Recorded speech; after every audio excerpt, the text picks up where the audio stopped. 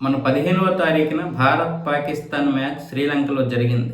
ఆ మ్యాచ్లో ఘోరంగా ఓడిపోయినందుకు మేము బాధపడడం లేదు, కానీ ఆ తర్వాత పోలీసుల చర్యతో మా యొక్క మర్యాద, మా యొక్క అవమానం పూర్తిగా పోయింది. అసలు మాకు ఇంత దారుణమైనటువంటి అవమానం జరుగుతుందని ఊహించలేదు. ఇలాంటి పరిస్థితులు వచ్చాయి.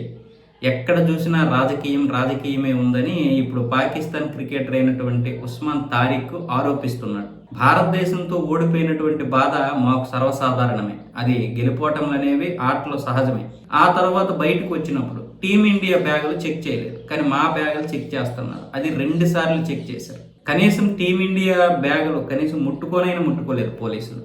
కనీసం నామకే వాస్తేకైనా సరే ఒకసారైనా చెక్ చేయలేదు. కానీ మావి మాత్రం మొదట ఒకసారి, తర్వాత ఇంకొకసారి 2 సార్లు చెక్ చేశారు. అంటే ఏంటి దాని అర్థం? మమ్మల్ని ఎందుకు చెక్ చేయాల్సి వచ్చింది? మాకు ఈ యొక్క అవమానం అనేది చాలా దారుణంగా ఉంది. చెక్ చేయడం తప్పు కాదు, కానీ భారతదేశాన్ని వదిలేసి మమ్మల్ని చెక్ చేయడం ఏంటి అంటే దాని అర్థం ఏంటి? ఇప్పుడు దీని గురించి శ్రీలంక వివరణ ఇవ్వాలి అన్న విధంగా డిమాండ్ చేస్తున్నాడు. అయితే వీడికి తెలియందేంటి? పాకిస్తాన్ ఉగ్రదేశం. ఆ విషయం ప్రపంచానికి తెలుసు. శ్రీలంకే కాదు, ప్రపంచంలో ఎక్కడికి వెళ్ళినా పాకిస్తాన్ యొక్క బ్యాగుల్ని చెక్ చేస్తారు, క్రికెటర్స్ బ్యాగుల్ని. కాకపోతే ఒకసారి 2 సార్లు చెక్ చేస్తారు. మిగతా వాళ్ళ బ్యాగులు కూడా చెక్ చేస్తారు. ఒకసారి మాత్రమే చెక్ చేస్తారు. వీళ్ళది మాత్రం క్షుణ్ణంగా చెక్ చేస్తారు. అయితే టీమిండియా బ్యాగులు చెక్ చేయనటువంటి సందర్భాలు కూడా అంతర్జాతీయంగా చాలాసార్లు ఉన్నాయి. ఎందుకంటే వాళ్ళకి అటువంటి ఇదేమి ఉండదు.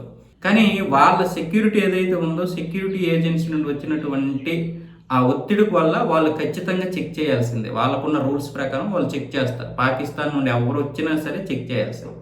ఈరోజు ప్రపంచంలో ఉగ్రదేశం ఏది అంటే పాకిస్తాన్. ప్రపంచానికి ఉగ్రవాదం ఎవరు నేర్పిస్తున్నారంటే పాకిస్తాన్.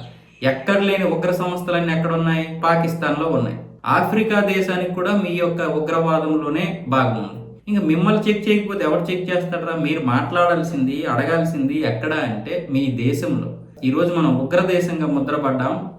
ఈ ఉగ్రవాదాలను పెంచి పోషించడం వల్ల ఈ జైషే మహమ్మద్, లష్కరే తోయిబా ఈ వెధవులందరినీ బయటికి పంపించేయండి అని మీరు అడగగలుగుతారా?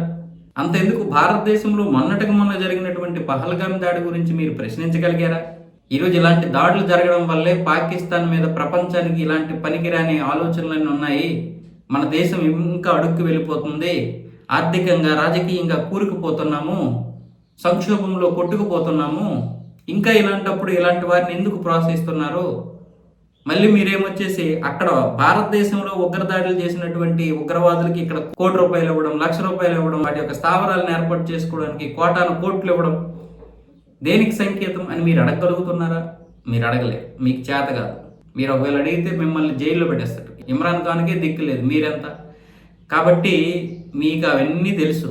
కాకపోతే ఏదో ఒక విధంగా డిమాండ్ చేస్తున్నారు. కానీ మీ దేశంలో లక్షల్లో ఉగ్రవాదులు ఉన్నారు.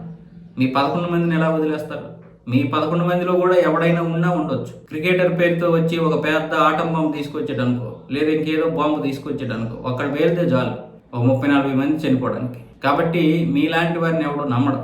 అది మీ దేశంలో నువ్వు పోరాడాలి, బయట కాదు.